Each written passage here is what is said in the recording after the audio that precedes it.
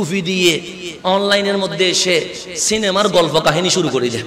আরো বলতেছে আমি মেসেজ ড্রপ করতেছি, কি রেখে? দাড়ি রেখে। আর কিছু আছে পুষ্পা হুজুর নাকি সিনেমার নাম বলতে বলতে বলতে বলতে এত সিনেমার নাম বলতে পারে, স্কুল কলেজের ছেলেরাও অতগুলো মনে হয় চাউলও খায় নাই। এখন হুজুর দিয়ে সিনেমার কি করা হচ্ছে? সিনেমার প্রকাশ করা হচ্ছে। এখন বাংলা সিনেমা কিরকম হবে এটা হুজুর মাহফিল করতেছে। কোন সিনেমার দৃশ্য কিরকম নেগেট এটা হুজুরে মাহফিল করতেছে। কোন সিনেমায় কোন নায়কে কি বলতেছে এটা মাহফিল করতেছে কে? হুজুরে। আমার মতো দাড়ি রেখে টুপি রেখে। আবার এগুলার যুবকরা বেশি পছন্দ করে। কেন? এগুলো হিন্দি ফিল্মের নায়কের কথা বলে, এগুলো হিন্দি ফিল্মের নায়িকার কথা বলে, এগুলো বলিউড হলিউড নিয়ে আলোচনা করে। যুবক সাবধান, এখন যখন সিনেমা বন্ধ হয়ে যাচ্ছে, তারুণ্যের হুসাইনি চেতনা যখন জেগে উঠছে, এখন ওই ইহুদি খ্রিস্টান চক্রান্ত করে দাড়ি টুপি জুব্বা পরায়া তাদের লোক দিয়া সিনেমার প্রচার করানোর জন্য পবিত্র মঞ্চকে অপবিত্র বানাচ্ছে। এগুলো বুঝতে হবে। কিছু হুজুর শুধু সিনেমার কথা বলে, কিছু হুজুর দেখবেন শুধু কিসের কথা বলে। আলহামদুলিল্লাহ ওই রকম হুজুর সুন্নিদের মধ্যে নাই। আলহামদুলিল্লাহ আমাদের জন্য কিসের বিষয়? আমরা যে হক এটা আমাদের জন্য জানার বিষয়। আমাদের কোন হুজুর আমি সিনেমার নাম বলতে দেখি নাই। আলহামদুলিল্লাহ মস্কারি জাকারি করলেও কিন্তু কোন সিনেমার নাম বলতে আমি কোন হুজুর থেকে শুনি নাই। আলহামদুলিল্লাহ আমাদের মধ্যে বক্তাদের মধ্যে কোন ফিল্মের এই ফিল্মের দৃশ্য এরকম, এই বিষয়ে আমি ড্রপ করতেছি মেসেজ, এরকম কোন বক্তব্য আমি শুনি নাই। আপনারা শুনছেন কিনা আমি জানি না, আমি শুনি নাই, কারণ ব্যস্ততার ভিতরে যায়। তো এখন হুজুর দিয়ে সিনেমার প্রচার করা হচ্ছে। কোন ফিল্মের নায়কের ডায়লগ কি এটা হুজুর দিয়ে এখন মাইক দিয়ে বলানো হচ্ছে। মানুষ নয় একটা, ইতে বলে যুবকরা বলো না ঠিক কিনা, এরকম করে ঘরের মধ্যে রুমের ভিতরে বসায়া দাড়িও আছে, টুপিও আছে, জুব্বাও আছে। এইরকম বক্তা যদি কোন মঞ্চে দেখেন, আগে সালাম দেওয়া দূরের কথা, জুতার উপর জুতা দিয়ে তাদেরকে মঞ্চ থেকে নামায়া বিশ্ববাসীকে জানিয়ে দিতে হবে শাহজালালের জমিনে কোন বেশ্যার সন্তানকে আমরা এই পবিত্র মঞ্চে উঠতে দিব না। এগুলো আমাদেরকে অ্যাকশনে যেতে হবে। কারণ এই সবগুলো এখন ফেসবুক এগুলোর কারণে তো মূর্খগুলো উঠতেছে। এখন আলেমদের কদর নাই। এখন আলেমদের কোনো কদর আছে নাই। এখন আমাদের মতো জাহেলদেরকে মানুষ দাওয়াত দিয়ে নিয়ে যায়। এখন বড় বড় উলামায়ে কেরাম, আচ্ছা আপনি বলেন আল্লামা শাইখুল হাদিস সুলাইমান আনসারী হুজুরের মতো কোন আলেম হবে? কয়টা মাহফিলে দাওয়াত দিয়েছেন? কয়টা মাহফিলে নিয়ে গেছেন? শাইখুল হাদিস আল্লামা মাইনুদ্দিন আশরাফি মুদ্দাজিল্লুল আলী, ওনার মতো আলেম গনে পাবেন? যদি বলি কয় হাজার টাকা হাদিয়া দিয়েছেন বলতে পারবেন? না, আলেমদের মূল্যায়ন হয় নাই। কেন? এই যে মিডিয়ার কথা বললেন, এই মিডিয়ার মাধ্যমে খালি কলসি বাজে বেশি যেগুলো সিক করছে, এগুলারে আমরা মাঠে এনে আজকে তাকবীর দিচ্ছি। আর যাদের এলম বুকে নবীর প্রেম বুকে তাদেরকে আমরা মূল্যায়নই করি না। আল্লাহ যেন আমাদেরকে ওনাদেরকে মূল্যায়ন করার তৌফিক নসিব করে। আমার মুরব্বীদেরকে কি করা? মূল্যায়ন করা। যেখানে আমাদেরকে দাওয়াত দিবেন অন্তত একজন মুরব্বীকে দাওয়াত দিবেন। কেন? বরকতের জন্য। আমার চেহারা দেখলে সব হবে না, কারণ আমি দুনিয়া লোভী মানুষ, যেটা সত্য কথা বলতে কোনো আমার অসুবিধা নাই। কিন্তু একজন সত্যিকার পরহেজগার আলেমের চেহারা দেখলে সগীরা গুনাহ মাফ হয়ে যায়। বক্তব্য শুনতে হবে না, বক্তব্য শুধু হুজুর বসায় রাখবেন না। শেরে মিল্লাত যদি বসে থাকে ওনাকে দেখলে গুনাহ মাফ হবে। খতিবে বাঙ্গাল আল্লামা জালালউদ্দিন আল কাদি রাহমাতুল্লাহ যদি বসে থাকে কিছু বলতে হবে না, ওনাকে দেখলে সওয়াব হবে। কেন? আলেমের চেহারা দিদার করা এটাও ভালো নেক আমলের মধ্যে একটা।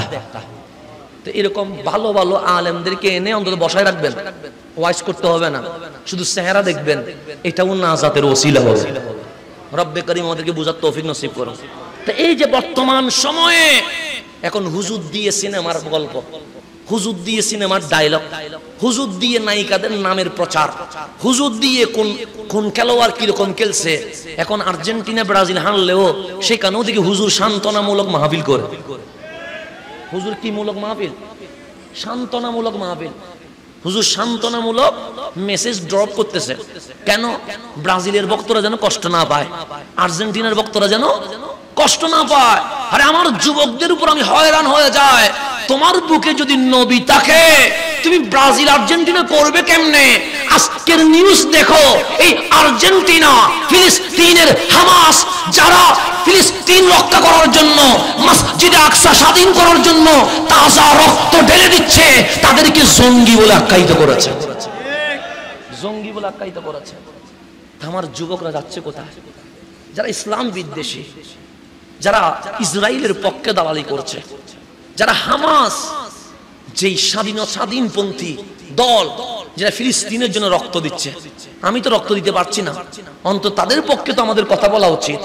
যারা মসজিদ আকসা হেফাজতের জন্য নিজের ছোট ছোট বাচ্চাকে রাস্তার মধ্যে দিয়ে দিয়েছে, আর তাদের বিরুদ্ধে এই আর্জেন্টিনা ব্রাজিল বলছে যে হামাস একটা জঙ্গি সংগঠন, ইসরায়েলের পক্ষে দালালি করছে। তুমি মুসলমানের ছেলে হয়ে তুমি তাদের পক্ষে কথা বলো কেমনে? মাঝে মাঝে আমার আশ্চর্য লাগে, ইসলাম বিজয়ের স্বপ্ন দেখে তুমি পোস্ট দাও, আর মাঝে মাঝে দেখি রাত 3টায় তুমি খেলার পোস্ট দাও। তোমার তো সেই সময় তাহাজ্জুদের নামাজ পড়া দরকার ছিল। এখন যদি আমি একটা কথা বলি রাগ করবেন? একটা কথা, নিজের পরিচয় জানতে হবে। নিজের কি জানতে হবে? পরিচয়। একটু পরিচয় জানেন। পুরা বিশ্ব পুরা ফারুক আজমের জামানায় আমরা অর্ধ জাহান শাসন করেছি, এবং ফারুক আজমের গর্জনে পুরা বিশ্ব কম্পন করেছে। পুরা বিশ্ব কি করেছে? কম্পন করেছে। এখন একটু গভীরভাবে খেয়াল করবেন। আপনারা অনেকে ফুটবল দেখেন না? ফুটবলে অনেক বক্ত আছে, তো ফজরের নামাজ পড়ে না, কিন্তু 4টায় গিয়ে কি দেখে? ফুটবল দেখে। ফুটবলের মধ্যে অনেক লিগ আছে না? যেমন আপনার লিগের নামগুলো বলেন না, আমি তো ভালো করে বুঝবো জানবো না আমরা। হ্যাঁ হ্যাঁ, রিয়াল মাদ্রিদ। চাচা তো দিদি স্মার্ট আছে দিদি। আচ্ছা ঠিক আছে, না অসুবিধা নেই, ঠিক আছে। ব্যাকিন হবল্লা হামবালা, আমি দেখি না বিধা জানি না আর কি। এই যেমন রিয়াল মাদ্রিদ কথা বলছে, এরকম অনেক দল আছে না?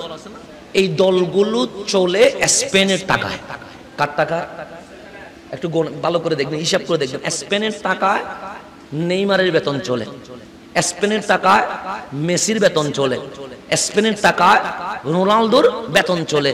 তাহলে রিয়াল মাদ্রিদ সহ যত বড় বড় বিখ্যাত ফুটবল লিগ আছে সবগুলো পরিচালিত হয় কোত্থেকে? স্পেন থেকে। এই স্পেনের ইতিহাস পড়বেন। স্পেন ইহুদিদের নয়, স্পেন খ্রিস্টানের নয়। স্পেন আজ উন্নত হওয়ার পিছনে স্পেন সভ্যতা যারা জন্ম দিয়েছে তারা আমাদের বাপদাদা মুসলমানরা। এই স্পেনের জনক কারা? মুসলমানরা। যেমন চট্টগ্রামে আমরা, আমাদের পূর্বপুরুষ এই জমিনে আসছে 1707 খ্রিস্টাব্দে। কত খ্রিস্টাব্দে? 1700। ওনার নাম হচ্ছে জামশেদ শাহ আল কোরাইশি। উনি আসছেন কোত্থেকে? স্পেন থেকে। স্পেন থেকে এখানে এসে চট্টগ্রাম ইসলাম প্রচার করেছেন আমাদের পূর্বপুরুষ জামশেদ শাহ। ওনার 6 ছেলে, একজন সৈয়দ জঙ্গি শাহ, নাম শুনছেন নি? ওনার আওলাদ। স্পেন থেকে আসা। তো স্পেনের ঐতিহ্য কাদের? মুসলমানদের। আজকের স্পেন দাঁড়িয়ে আছে কাদের? মুসলমানদের। সেখানে মুসলমানদের হেলা অবহেলার কারণে আজকে যেরকম আমরা ফেসবুক, অনলাইন, গুগল এগুলোর মধ্যে পড়ে গেছি, সেই সময় মুসলমান নিজের পরিচয় ভুলে ইহুদি খ্রিস্টানের চাল চলন নেওয়ার কারণে মাওলার পক্ষ থেকে আযাব আসছে। গোলাম এখন রাজা হয়ে গেছে, আর রাজা গোলাম হয়ে গেছে। রাজা কি হয়ে গেছে? এখন একটু গভীরভাবে খেয়াল করবেন। স্পেন কাদের? আমাদের বাপদাদাদের। আমাদের বাপদাদারা ছিল রাজা। কি ছিল? আর নেইমার মেসির বাপদাদারা ছিল প্রজা। কথা খেয়াল করবেন। নেইমার মেসিদের বাপদাদারা কি ছিল? আর আমাদের বাপদাদারা কি ছিল? তো রাজা রাজার মতো চলবে, প্রজা প্রজার মতো চলবে। কিন্তু আজ এই রাজার ছেলেগুলো, নেইমার মেসি প্রজার ছেলে, মানে গোলামের ছেলে গোলাম। এই গোলামের ছেলে গোলামের কাপড় যখন রাজার ছেলেরা পড়ছে, আল্লাহ বলে তোদেরকে আমি আর বিজয় দিব কেমনে? তোরা ছিলি রাজা আর পড়ছস গোলামের ছেলে গোলামের কাপড় পরে বিশ্ববাসীকে জানিয়ে দিচ্ছিস আমরা গোলামের গোলাম। তা আমি মাওলা তোদেরকে রাজা বানাই কেমনে? রাজা বানাই কেমনে? আচ্ছা, গোলামের ছেলের কাপড় পরে আমি বিশ্ববাসীকে জানাচ্ছি দেখো আমি নেইমারের ভক্ত। লজ্জা করে না? দেখো আমি মেসির ভক্ত। লজ্জা করে না? কিরে, কারা ছিলাম আমরা? আমরা ছিলাম ওদের রাজা, ওরা আমাদের প্রজা ছিল। আজকে কোন কারণে আপনি গোলামের কাপড় পরতে গেলেন? সেজন্য আল্লাহ বলে তুমি নিজেকে নিজে যদি না চিনো, আমি আল্লাহ তোমাকে চিনাবো না। তুমি নিজে যদি চেষ্টা না করো, আমি আল্লাহ সফলতা দিব না। তুমি যদি গোলাম হয়ে থাকতে পছন্দ করো, আমি আল্লাহ এইভাবে বিশ্ববাসীর সামনে তোমাকে লাঞ্ছিত করব, লজ্জিত করব, তোমার কোনো জিতার উপায় নাই। তা মালিক জিতার উপায়ও বলছে, তো বলছে না? বলছে। আমি কথাগুলো যে বলছি আপনার খারাপ লাগতেছে? বাস্তব কথাগুলো বলছি, বিষয় দিয়েছেন যেহেতু বলার তো বলে স্যার।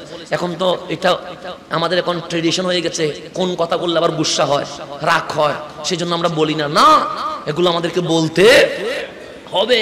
আমার যুবকদেরকে জানাতে হবে ও কার ছেলে, আমার যুবকদেরকে জানাতে হবে সে কি কি শাসন করেছে। সে স্পেন শাসন করেছে, সে বিশ্ববাসীর নেতৃত্ব দিয়েছে। আজকে বিজ্ঞান, আজকে মেডিসিন, আজকে সব কিছু আমরা মুসলমানদের আবিষ্কার। এখানে কারো কিছু না, এখানে আমাদের বাপদাদাদের সম্পদ, বাপদাদাদের সম্পদ তারা আজকে নিয়ে নিয়েছে। রব্বে করিম আমাদেরকে আবার জিতে যাওয়ার জন্য সুযোগ দান করেন। তো আল্লাহ বলছেন, আমার কথা দেরি হয়ে যাচ্ছে, চলবে না আর কিছুক্ষণ। আমার আবার কালকে একটু চাপ বেশি, তা আজকে আমি একটু গুছাইয়া নিয়ে আসার চেষ্টা করতেছি, একটু গভীরভাবে খেয়াল করবেন। আমার কথা বুঝতেছেন? আমার বিষয় যুবকদেরকে নিয়ে। তাহলে এই যুবক তোমাকে নষ্ট করার জন্য ইহুদি খ্রিস্টানের চক্রান্ত আছে না নাই? আছে। কেন? শয়তান সিনেমা হলে থাকে না, শয়তান নাট্যমিতে থাকে না, শয়তান মসজিদের দরজায় থাকে। সেই জন্য শয়তান আল্লাহকে বলছে, মালিক আমি সিরাতে মুস্তাকিমের মুখের উপর বসে থাকবো।